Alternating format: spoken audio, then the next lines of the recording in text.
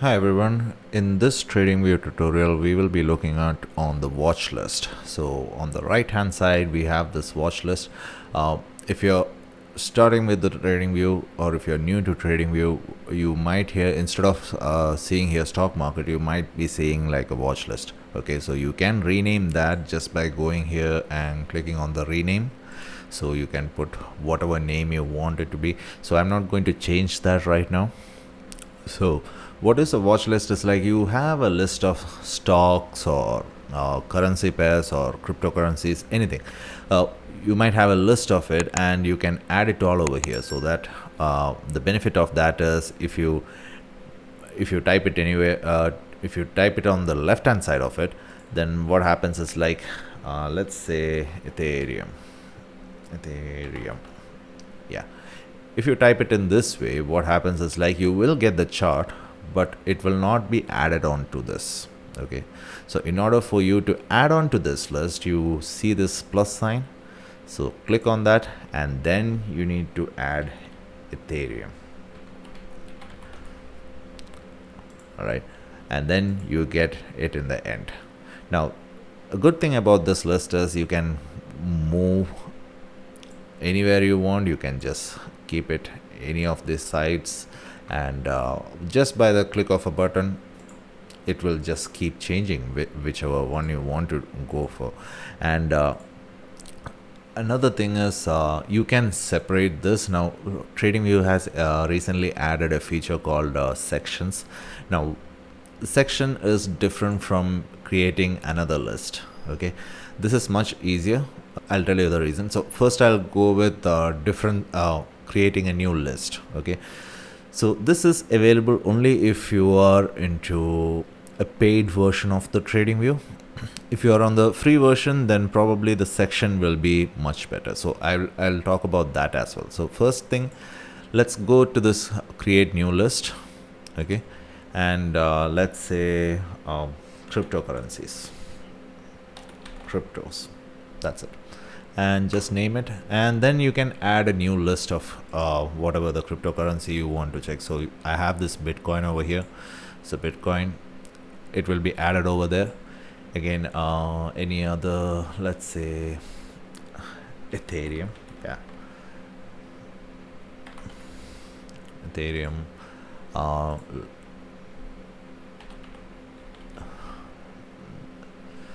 Then whatever the Bitcoin is available. I just look at Ethereum and Bitcoin, so I myself is confused about what all to be written on this. But anyways, I think you got the idea of why we do this. So in this, if you just want to look at, now if I want to jump into the Forex, all you need to do is go to this section and click on this Forex. Now I get all the Forex pairs. Okay, now if I want to check on the Indian markets, then all I need to do is go over here and click on the Indian markets. Now if you're into the free version of TradingView, what you can do is you can make sections on it. You will not get all this new lists. You can in fact make different sections. So how do you make that is just right click wherever you want. So from S&P 500 I want a different section. So what I'll do is I right click and make add section. Okay, so when I do that, I get this section 1. You can name this as probably US stocks, and from here, let's say I want it as cryptos. Just double click over there and then you can rename it cryptos, and yeah, that's it. So what happens is like if you have a long list, then this, when you're scrolling up and down your sections, you will be easily able to identify. So let's do the same thing in the Forex.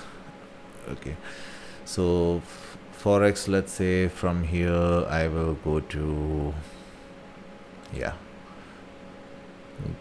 I'll mention this as global.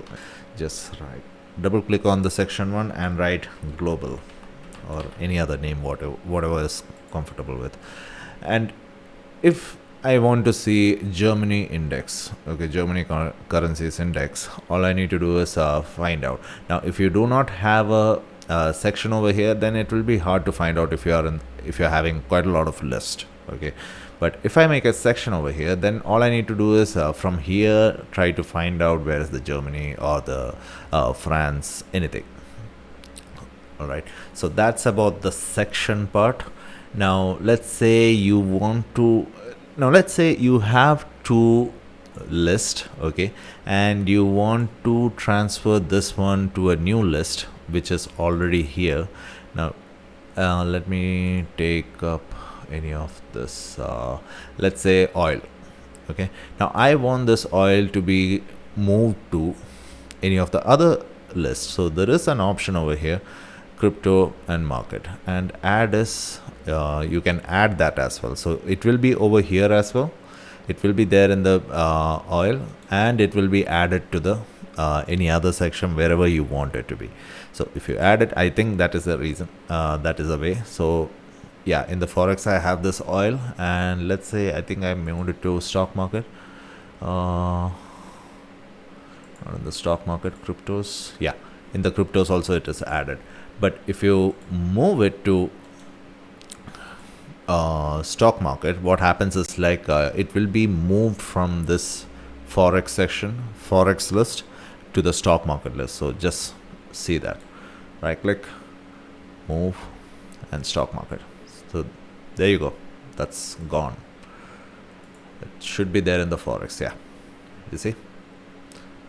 So that's about sections and how do you move one currency or stock to another list. This is the easiest way to do it.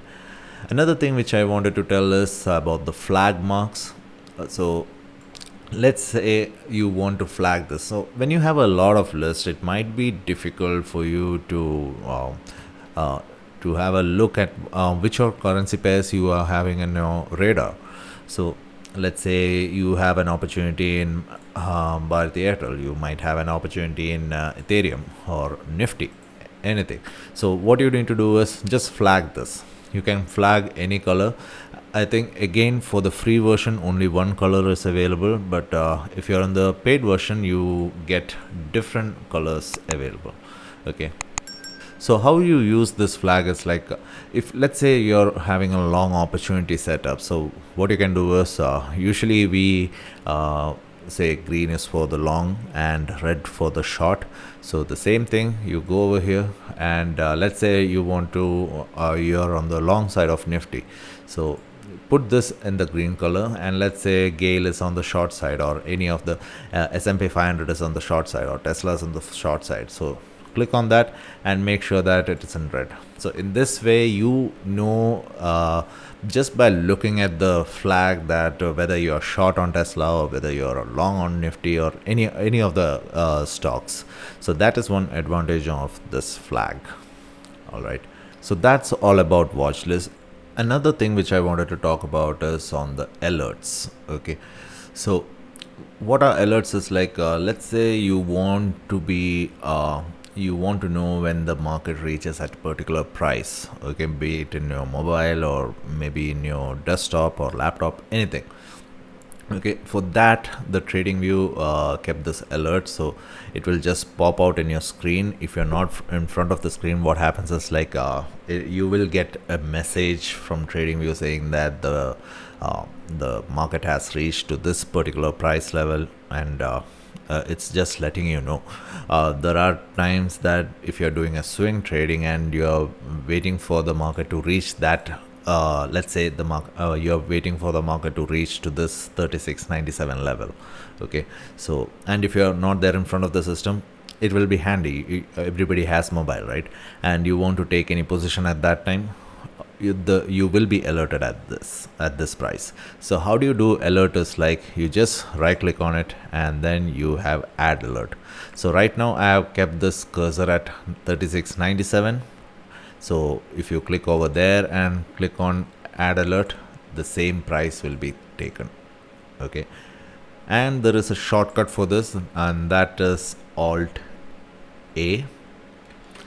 If you click that, it will take some other price which is very near to the current price, I believe, and then you need to change the price. So that is the shortcut for alert. Okay, now let's say that I want to be alerted when the market reaches to this 36.99 level. So let's create an alert and then keep it at only once. Okay, if you keep it at every time, then what happens is, like, whenever the market is reaching to that level, it will keep giving you a notification or an alert basically, and it will keep making this annoying sound, which you can change, by the way.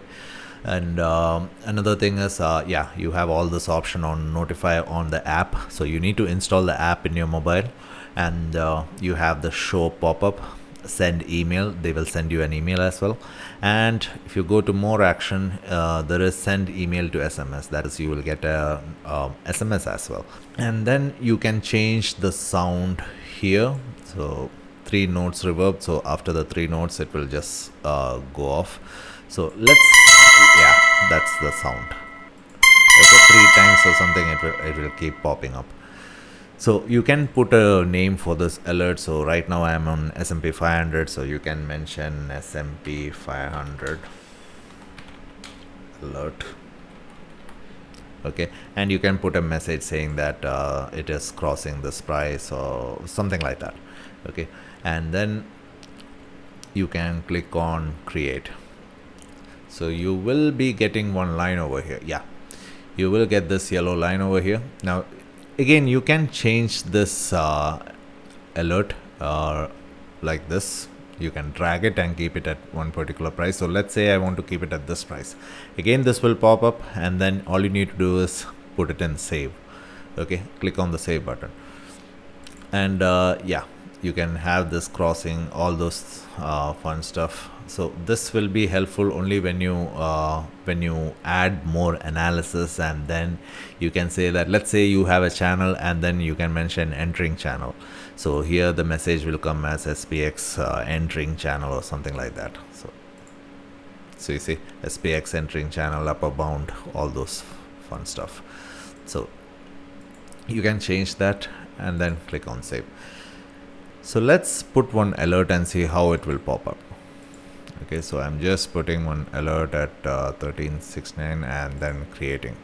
So another the thing is, the market has to test this level, so I'm just creeping it over here, and hopefully if it touches that price, then we should be getting a notification. And a few minutes later, there you go, you got an alert on this one. So you see alert on SPX crossing 36.98, and then I just got a mail and a notification in my mobile saying that SPX has crossed 36.98, and so that's what the alert is all about. So that's all about the watch list and the alerts. In the next video, I'll be showing you on how to trade on TradingView, so that you get to practice, and there is demo account as well. So I'll see you on the next video.